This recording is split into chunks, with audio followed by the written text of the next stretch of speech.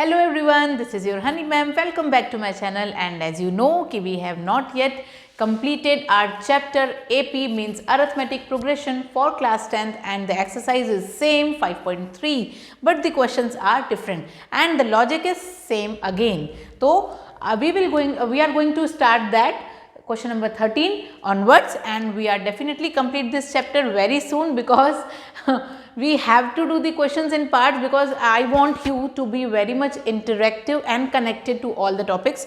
Interactive to so far not, but yes connected, because I want you all to be very much enthusiastic और मतलब in a very good क्या बोलते हैं उसको, एक अच्छी अप्रोच के साथ you have to complete this chapter. ठीक है, तो with this I am going to start my 13th question without wasting a single second.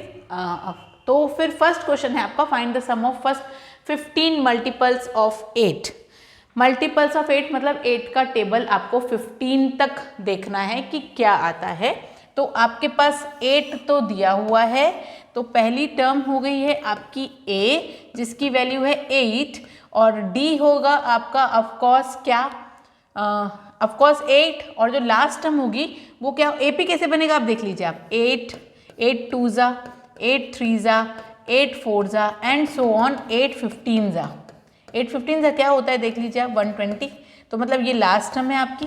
ठीक है, तो आपको सम ऑफ 15 टर्म्स निकालना है. तो Sn is equals to n/2 a plus L से आप आराम से निकाल सकते हैं इसकी वैल्यू. तो 15/2 8 plus 120 will give you 15/2 into 128 जिसकी वैल्यू है 64, और 15 into 64 क्या होगा देख लेते हैं. ये हो गया 26 30 960. ठीक है, तो ये हो गया आपका खत्म. आंसर आ गया है आपका S15 मतलब सम ऑफ 15 टर्म्स आपकी आ गई है 960. तो this is how you are going to solve this question, and I know कि it is very much easy for you. Just check it out कि कोई स्टेप में वो तो नहीं है, कुछ माइनस तो नहीं है, या फिर कुछ गलत तो नहीं है, and I am damn sure it is not wrong. Next question देख लेते हैं हम. Sum of the odd numbers between 0 and 50. तो sum of the odd numbers मतलब आपको कोई भी वैल्यू, आपका फर्स्ट तो वैल्यू दी हुई है, दैट इज व्हाट, ए की value. A is odd number 0 से 15 तक, 1 से चालू होता है ऑड नंबर, क्योंकि आपके ऑड नंबर्स हैं क्या क्या आप ये देख लीजिए पहले, 1 3 5 7 and so on up to 50 49, क्योंकि ऑड नंबर 50 तो होता नहीं है. तो लास्ट टर्म आपकी दी हुई है कितनी, 49, और आपका डी दिया हुआ है कितना, 2. ऑफकोर्स हर odd number next odd number के बीच में 2 का होता ही है डिफरेंस. 3 - 1 2, 5 - 3 2, 7 - 5 2. ठीक है, तो आपके पास ये सब है. तो ए एन की वैल्यू निकाल लेते हैं हम, a plus n - 1 into D, जो कि है आपका 49 is equals to 1 plus n - 1 into 2. ये 49 यहाँ ट्रांसपोज हो जाएगा, 49 - 1 48 हो जाएगा, is equals to n - 1 into 2 है यहाँ पे. तो n - 1 की वैल्यू हो जाएगी 48/2 जिसकी वैल्यू है 24. तो n की वैल्यू हो जाएगी 24 + 1 25. ठीक है, तो ये हो गया आपकी n की वैल्यू. अब करते हैं नेक्स्ट n की वैल्यू से ही related question for related step for Sn. ठीक है, that will be your n/2 a plus L. तो n क्या है आपका 25/2, a क्या है आपका 1, l क्या है आपका 49. ये हो गया आपका 25/2 इंटू 50, ये हो जाएगा 25 25 इंटू 25 हो जाता है 625. आ गया आपका आंसर Sn. ठीक है, तो ये था आपका सॉल्यूशन फॉर 14th क्वेश्चन. तो देख लीजिए आप एक बार फिर से सारे step 1 by 1, and this is your final answer which is very much correct. ठीक है, नेक्स्ट क्वेश्चन देते हैं 15th क्वेश्चन. इसको कैसे सॉल्व करना है एक बार ध्यान से समझ लीजिए. कॉन्ट्रैक्टर को एक कंस्ट्रक्शन जॉब मिला था जिसमें अगर delay of the completion of the work होगा तो उसको कुछ रूल्स फॉलो करने पड़ेंगे, और वो रूल ये है कि अगर फर्स्ट डे डिले हुआ तो 200 रुपीज़, सेकेंड डे हुआ तो 250 रुपीज़, थर्ड डे हुआ तो 300 एंड सो ऑन. तो फर्स्ट डे हुआ तो ए की वैल्यू हो गई है 200 रुपीज़. ठीक है, और डी की वैल्यू क्या निकलेगी, ऑफकोर्स 250 - 200 जो की वैल्यू हो जाएगा 50 रुपये का डिफरेंस उसको एक्स्ट्रा पड़ेगा after all the consecutive days. ठीक है, for all the consecutive days. तो ये हो गया 50 रुपीज़ का डी निकल गया आपका. ठीक है। ऐसे नंबर ऑफ डेज उसके पास कितने हैं, 30 डेज के लिए उसको ये सब निकालना है। देखो 50 more than the preceding date निकाला है ना, देखो डी निकाल लिया हमने वैसे भी। ओके, तो if he delays the work for how much money he the contractor has to pay as a penalty if he has delayed the work by 30 days. अगर 30 दिनों तक इसका डिले चलता रहा तो पेनल्टी के तौर पर उसको कितने रुपए देने पड़ेंगे। तो आपके पास n दिया हुआ है 30, आप सीधा सीधा S30 निकाल सकते हैं इससे, n/2 value 2a plus n-1 into D, ठीक है।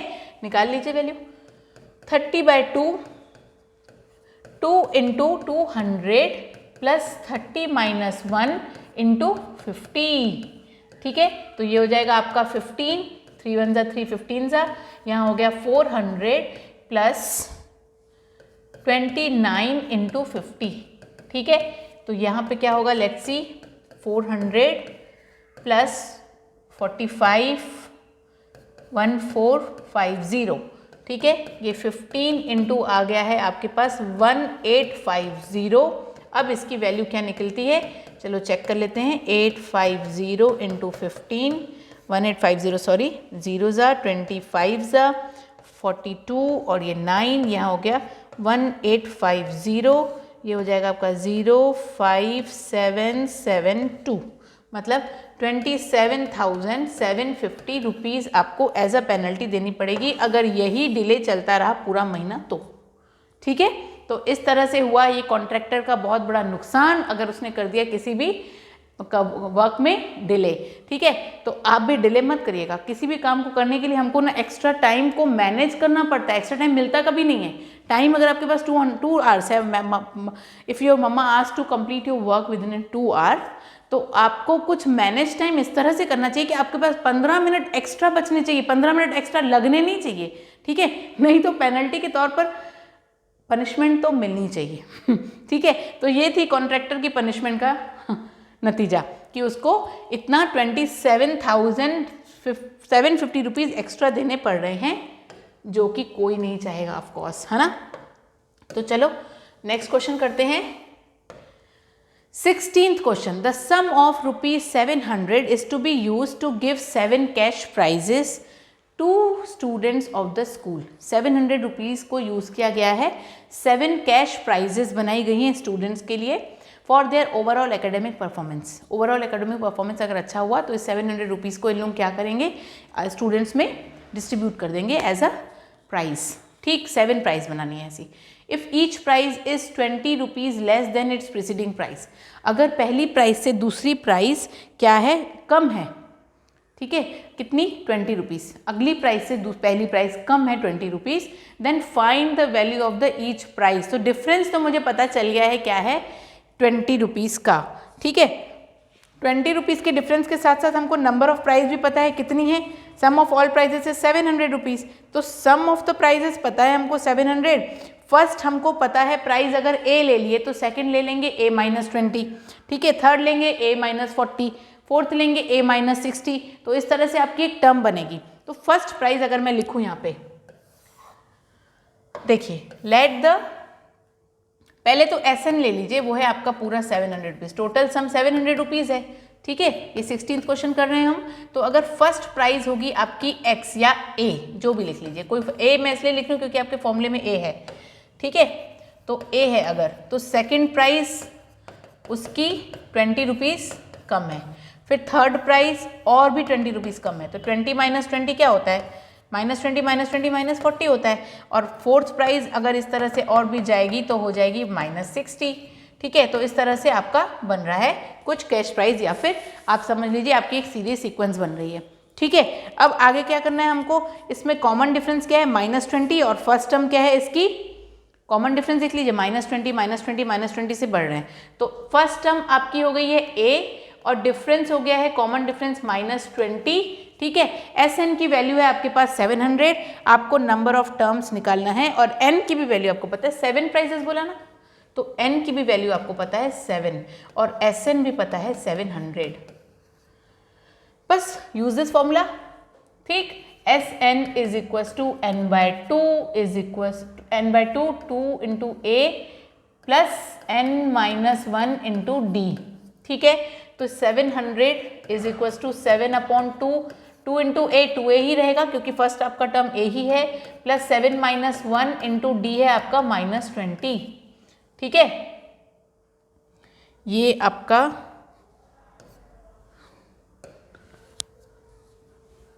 ये माइनस कर देते हैं, हटा देते हैं यहाँ से। ठीक, अब आपके पास आ गया है ये 2 इधर चले जाएगा, ये हो जाएगा 1400, यहाँ है 7 इसके नीचे ले आइए, कोई फ़र्क नहीं पड़ेगा, आप उधर से हटा दीजिए। ठीक है, तो आ गया आपके पास यहाँ पे 2a प्लस 6 इंटू -20। ठीक, अब आ जाएगा यहाँ पे 200, तो 200 is equals to 2a minus 120। ठीक, अब -120 उधर गया तो 200 प्लस 120 हो गया इज इक्वल्स टू 2a हो गया, ये 320/2 इज इक्वल्स टू a, ये हो गया 160। आपकी फर्स्ट टर्म आ गई है भैया, a is equals to 160 rupees. ठीक है, तो सेकेंड टर्म क्या हो गया, हाउ मच, नहीं उसके बाद क्या है, find the value of each of the prices, her price की वैल्यू निकालनी है। तो अगर एक हो गई है 160 रुपीज़ तो दूसरी क्या होगी, 7 प्राइसेस है ना, तो फर्स्ट अगर 160 तो A2 क्या निकलेगा, 160 माइनस 20, ये हो गई ₹140। फिर नेक्स्ट क्या है 160 माइनस 40, तो क्या निकलेगी 120। फिर नेक्स्ट क्या है A4, 160 माइनस 60 क्या निकली 100 रुपीज़। फिर नेक्स्ट क्या है A5, 160 माइनस 80 क्या निकली ₹80। फिर नेक्स्ट क्या है 160 माइनस 100 क्या होगा 60 रुपीज़। फिर नेक्स्ट क्या है 160 माइनस 120 कितनी निकली ₹40। ठीक है, तो इस तरह से ये सारी वैल्यूज़ निकली हैं। आप जब इनको कैलकुलेट करेंगे ना, इस वाली वैल्यूज़ को, कौन कौन सी 120, 140, 100, 160, 80, 60 और 40, तो ये ऑफकोर्स 700 रुपीज़ निकलेगा। करके देख लेते हैं, 160, 140, 120, 100, 80, 60, 40। चलिए देख लेते हैं, ये 10 और 20 और ये 30, ये 3 और ये देख लीजिए 7। एकदम करेक्ट आंसर आया है आपका। क्रॉस चेक करने के बाद भी हमको पता चल गया है कि हाँ, इन सब का सम मिला के 700 हो रहा है। इसका मतलब इस 700 का डिस्ट्रीब्यूशन प्रॉपरली डन है as a price for the students of school. ठीक है, तो ये हो गया है आपका डन दिस क्वेश्चन भी। अब करते हैं नेक्स्ट क्वेश्चन, क्वेश्चन नंबर 17। क्वेश्चन नंबर 17 में, in a school student thought of a planting and trees in and around the school. School के अंदर और स्कूल के आजू बाजू पूरा स्टूडेंट्स ने डिसाइड किया कि चलिए भैया प्लांटिंग ऑफ ट्रीज कर लेते हैं। देख लीजिए कितना रियल लाइफ कनेक्टेड टॉपिक है ये। प्लांटिंग ऑफ ट्रीज कर रहे हैं तो एपी यूज़ कर रहे हैं, एज निकाल रहे हैं तो एपी यूज़ कर रहे हैं, पेनल्टी भर रहे हैं तो एपी यूज़ कर रहे हैं। अभी अभी हमने क्या किया, स्कूल में प्राइजेस, एक सिंपल नंबर अमाउंट है आपके पास, उसको प्राइस को कुछ इस तरह से डिस्ट्रीब्यूट कर रहे हैं तो एपी यूज़ कर रहे हैं। आप देख रहे हैं कि कितना रियल लाइफ कनेक्टेड टॉपिक है ये। और फिर कुछ स्टूडेंट्स ना समझने की वजह से बोलते हैं कि एपी किस काम का, एपी काम का है। ठीक है, तो देखिए नेक्स्ट इसका टॉपिक को और डिस्कस करते हैं क्वेश्चन को।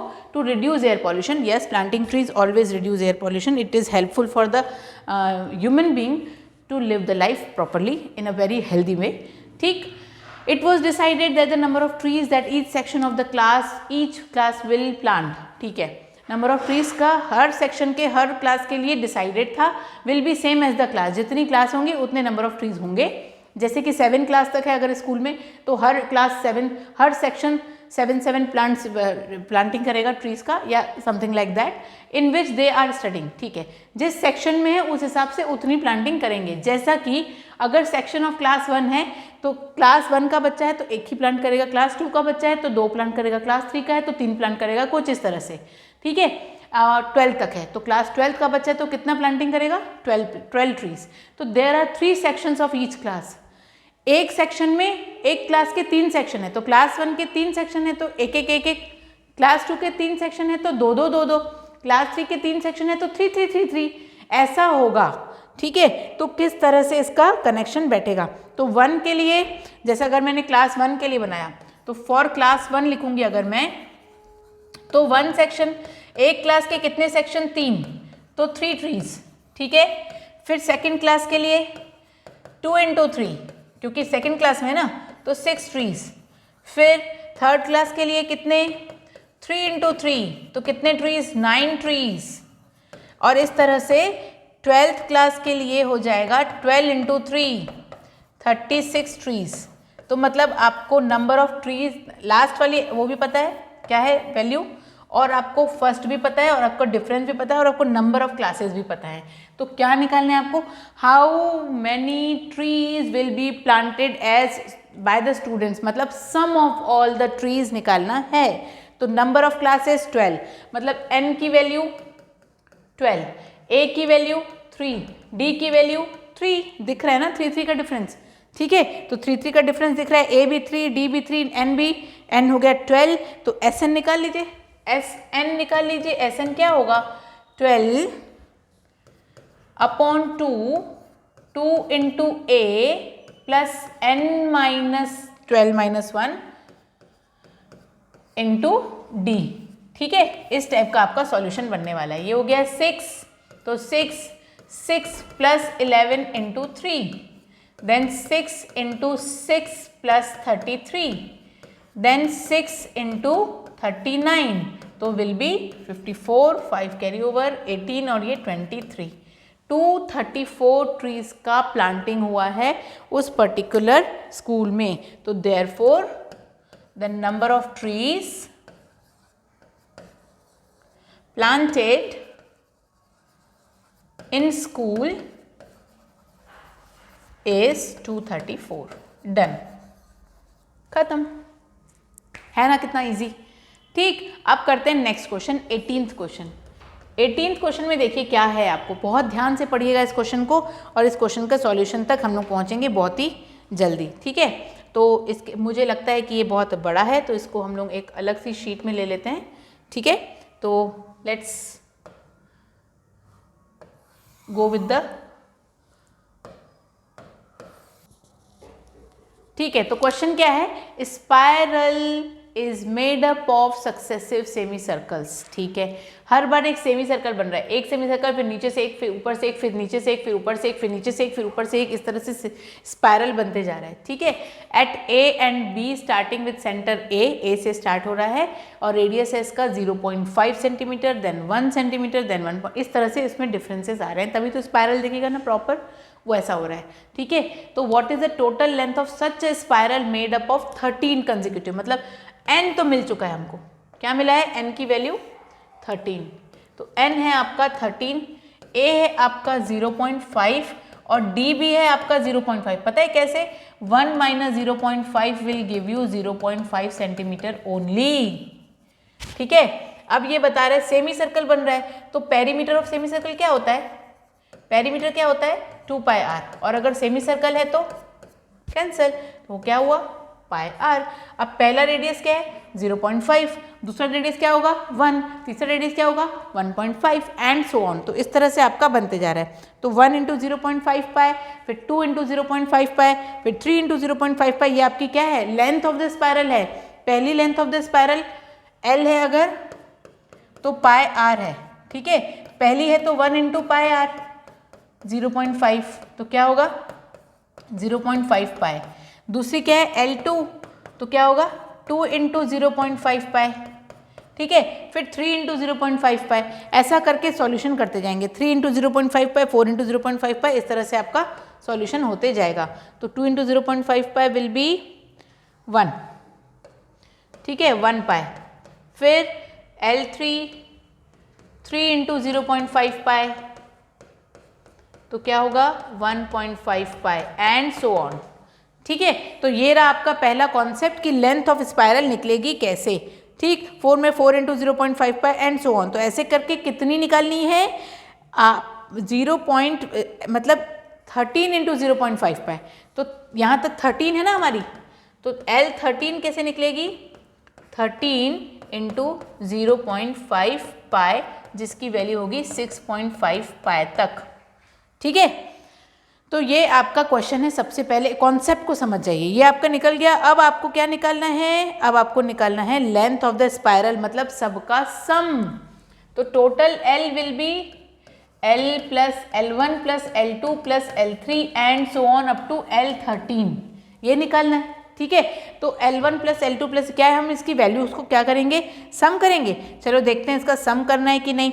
तो हमने इसको प्लस किया 0.5 पाए, अगर मैं इसके 0.5 पाए, ये देखो 0.5 pi plus 1 pi plus 2 pi plus, या ऐसे कर लीजिए ना, 2 इंटू 0.5 पाए, 3 इंटू 0.5 पाए, तो ज़्यादा बेटर रहेगा।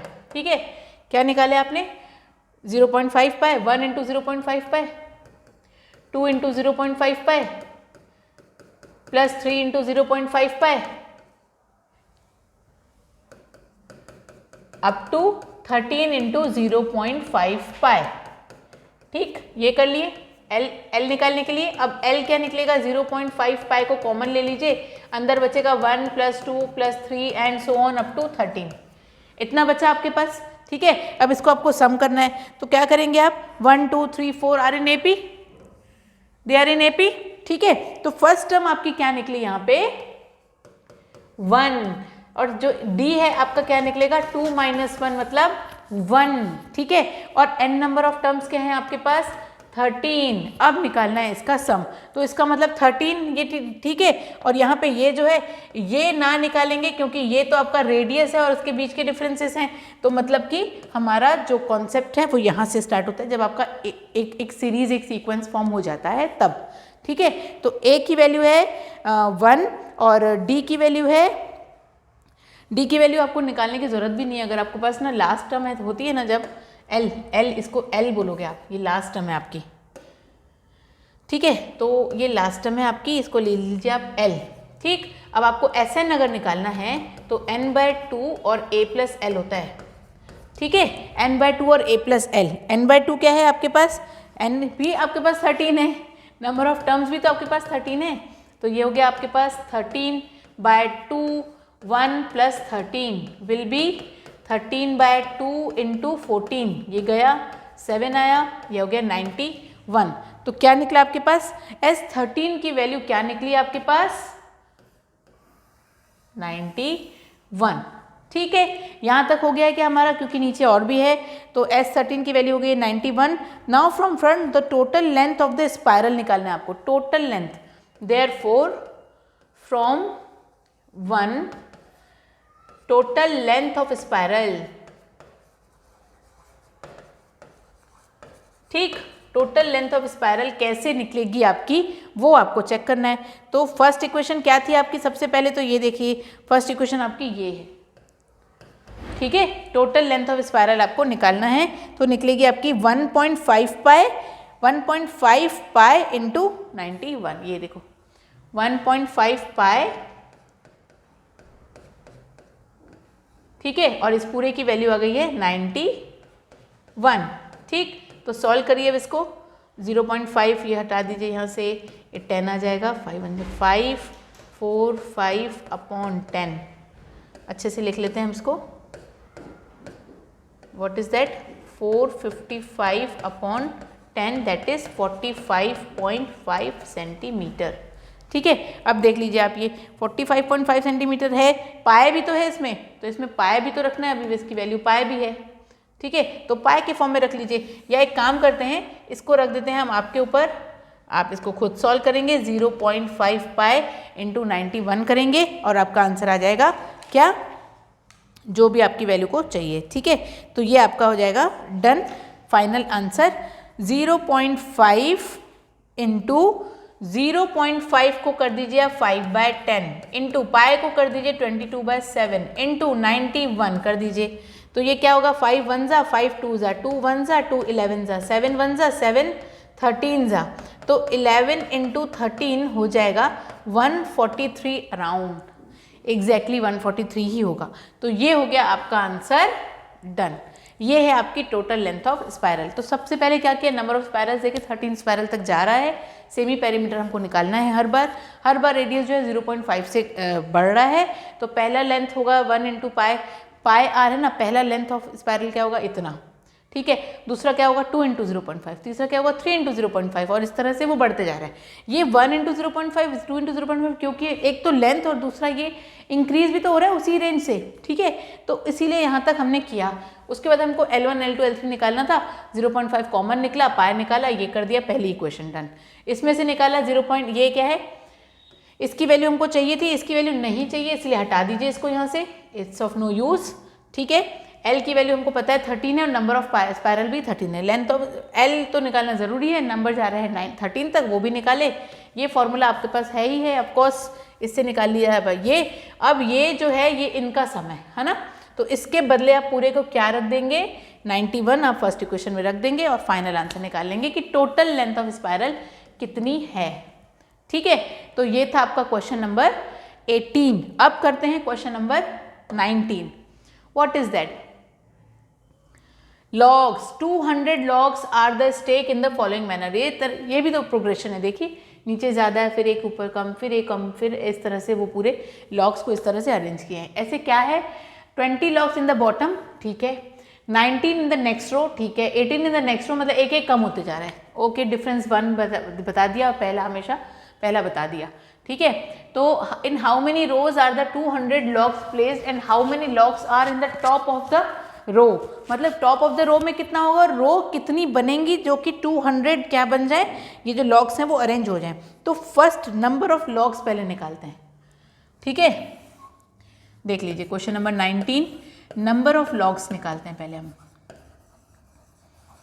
तो फर्स्ट रो में कितना था 20, सेकेंड रो में कितना है 19, थर्ड रो में कितना है 18, है ना, और फोर्थ रो में होगी 17, और इस तरह से हमारी बन जाएगी एक पूरी सीक्वेंस, ठीक है, 20, 19, 18 एंड सो ऑन, ठीक। तो ये ए आपको मिल गया है क्या, ये है आपकी ए की वैल्यू, और जो डी है आपका वो क्या बन जाएगा, 20 माइनस 19 इज इक्वल टू 1।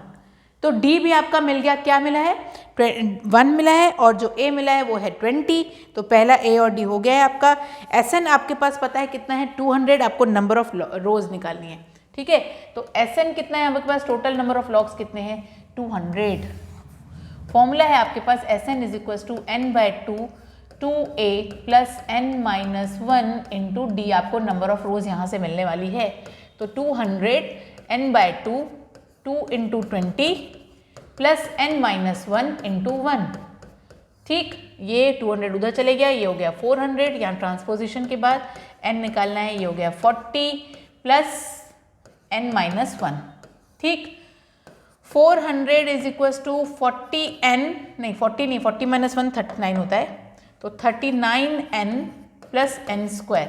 तो n square plus 39n minus 400 is equal to कितना हो गया आपके पास 0। ये हो गई आपकी इक्वेशन, जिसको आप मिडिल टर्म स्प्लिटिंग से करेंगे, और मिडिल टर्म स्प्लिटिंग के लिए आपको नंबर सोचना है।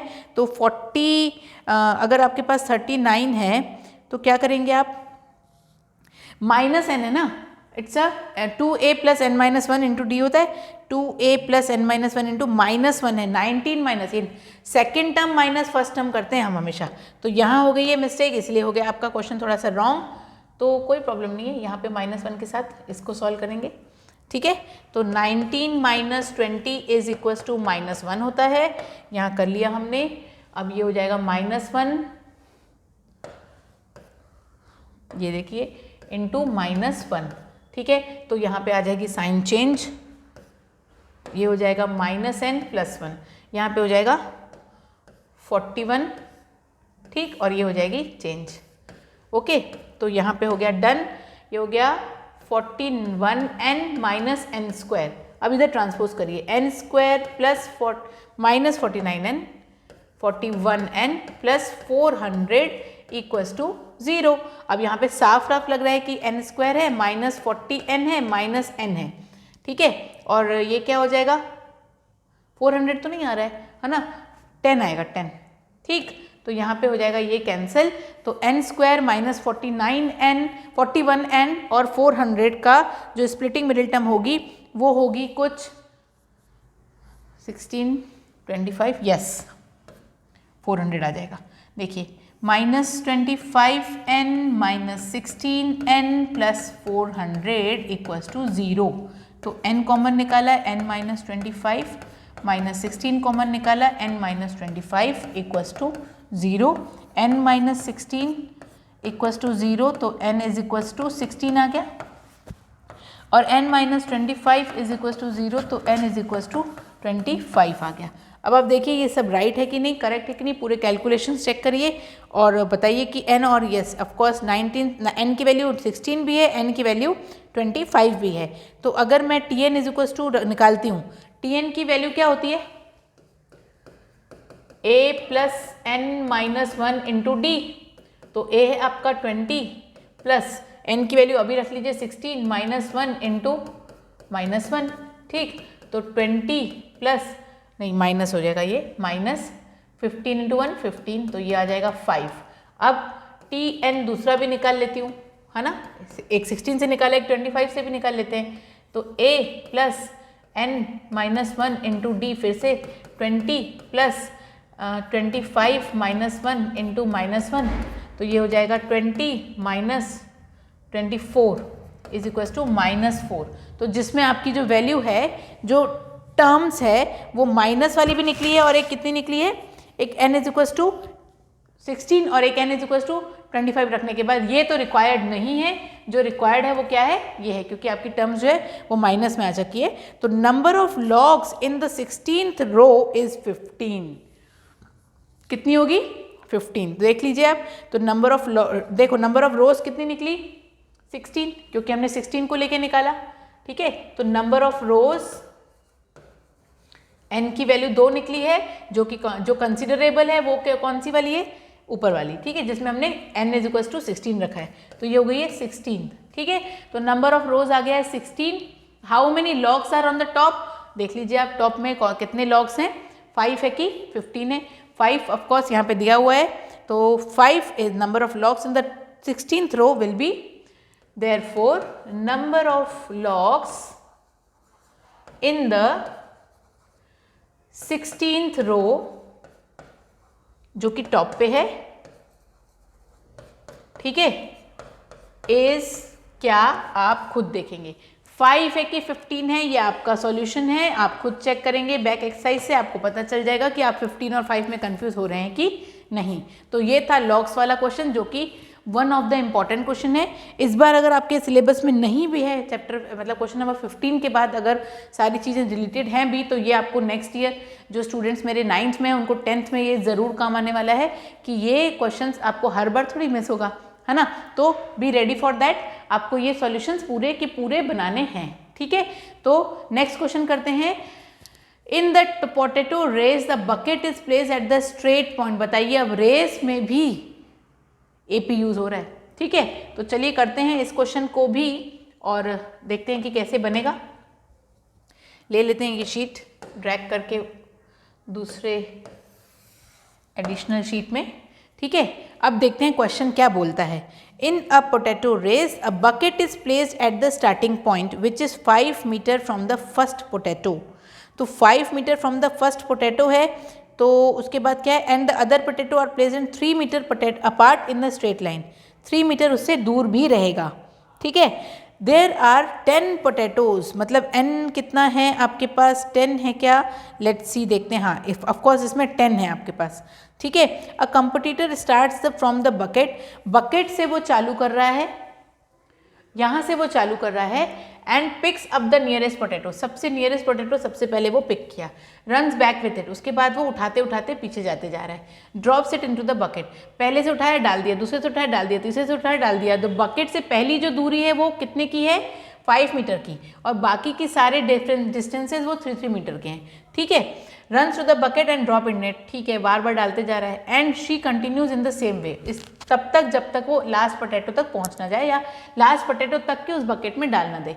What is the total distance the competitor has to run to pick the, यहाँ पे हिंट भी दी हुई है, pick the first potato and the second potato, the total metre will be what, 2 × 5, एक बार आना और जाना, प्लस 2 × 5 + 3, ठीक है, एक बार जाना और आना, यहाँ से यहाँ पे गई है वापस आई है, तो 2 × 5 हो गया, प्लस एक बार यहाँ तक भी तो पहुँचना है, तो 5 मीटर की दूरी और 3 मीटर की दूरी, टोटल हो गई 8 मीटर की दूरी, जाना और आना हो गया इंटू 2।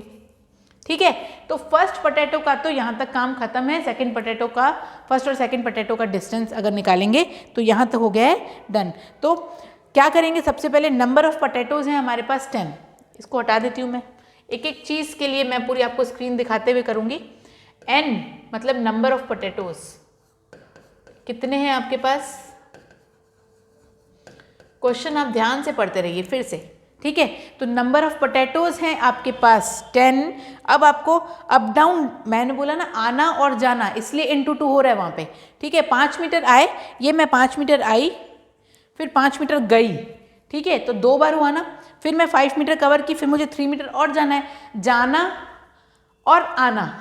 ठीक है, तो 2 बार हुआ, इसीलिए 2 इंटू, ये हिंट इसीलिए दी गई है कि आप उस बात को समझ पाओ। ठीक है, तो फर्स्ट पोटैटो के लिए आपके पास 5 मीटर है, तो फर्स्ट मीटर के लिए तो बस एकदम करेक्ट है। तो फर्स्ट पोटैटो बहुत सिंपली हो रहा है, ध्यान से देखते जाइए। ओनली 5 मीटर है, आना जाना है, इसलिए इंटू 2 हो गया है, और ये हो गया है 10 मीटर। ठीक है, ये हो गया आपका 10 मीटर। तो फर्स्ट पोटैटो में आपका बारी आ गया है 10 मीटर। सेकेंड पोटैटो के लिए कितना होगा, सेकेंड के लिए आप क्या करोगे, वही चीज़ यू रिपीट करोगे। देख लीजिए, ये 10 और ये 16, 10 और 16 कितना होता है, देख लीजिए आप। 10 है पहले, फर्स्ट इंटू 2, 2 इंटू 5। ठीक है, पहले 5 प्लस 3 कर लीजिए, जाना है आपको 5 भी और 3 भी, और ऐसा आना जाना करेंगे 2 टाइम्स, तो कितना हो गया, 8 2 जा 16 मीटर।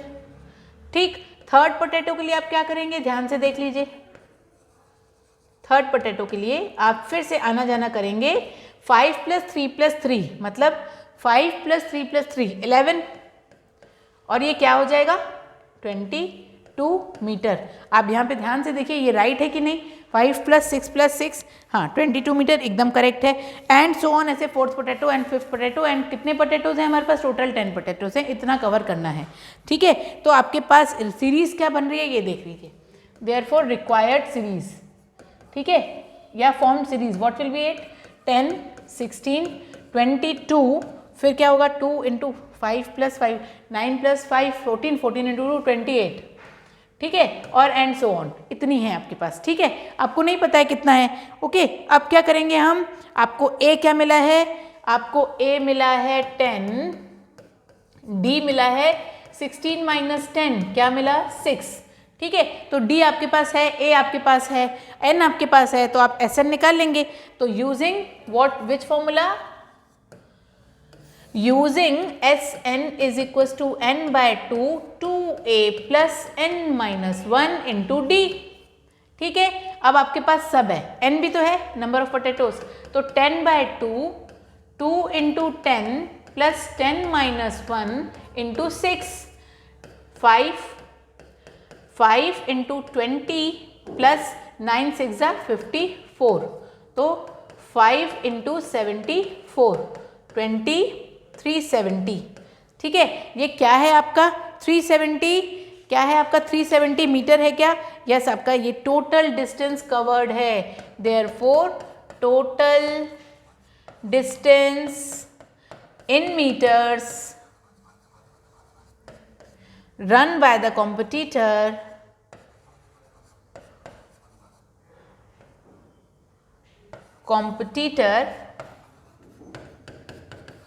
is 370 metre.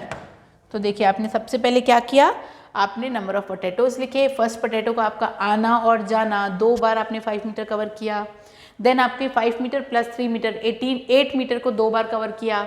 फिर आपने 9 मीटर को 5 प्लस 3 प्लस 3 11 मीटर को 2 बार कवर किया। फिर आपने 5 प्लस 3 प्लस 3 प्लस 3 14 को 2 बार कवर किया। तो इस तरह से आपने एक सीरीज बनाई। फिर ए और डी निकाला, नंबर ऑफ टर्म्स आपको पता थे, टोटल सम आपको निकालना था, distance covered by the competitor, और आपने वही फॉर्मूला यूज किया, S N is equal to N by 2 2a plus n minus 1 into D. तो फॉर्मूला आपको एकदम रटा होना चाहिए, जैसे आपको बाकी सब चीज़ें रटी होती है ना जो आपकी फेवरेट होती है, ऐसे आपको कोई फॉर्मूले लर्न होने चाहिए, है ना, बिकॉज बिना मैथ्स बिना फॉर्मूले के कुछ भी नहीं है। तो ये था आपका last question from this exercise. In this way we have done this exercise, and the fifth exercise is optional.